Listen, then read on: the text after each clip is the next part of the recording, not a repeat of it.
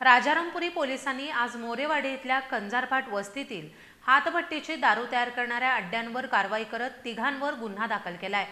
प्रकाश बागडे, प्रमोद बागडे, मंगला बागडे अशी त्यांची नावे असून पोलिसांनी या कारवाईत 1 लाख रुपयांचं रसायन आणि इतर साहित्य उद्ध्वस्त केलंय। राजारामपुरी पोलिसांनी आज मोरेवाडी नाका इथल्या कंजारभाट वस्तीतील हातभट्टीची दारू तसेच दारू तयार करणाऱ्या अड्ड्यांवर कारवाई केली। यावेळी पोलिसांनी मोरेवाडी नाका, राजेंद्रनगर परिसरातील गावठी दारू तयार करणाऱ्या हातभट्ट्या उद्ध्वस्त करत तिघांच्या विरोधात गुन्हा दाखल केलाय।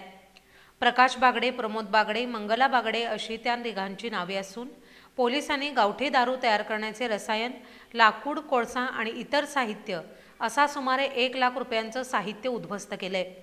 ही कारवाई पोलीस निरीक्षक सुशांत चव्हाण यांच्या मार्गदर्शनाखाली सहाय्यक पोलीस उपनिरीक्षक दत्तात्रय भोजने, सहाय्यक फौजदार समीर शेख, राजेंद्र वडर, संदीप निळपणकर यांनी या कारवाईत सहभाग घेतला।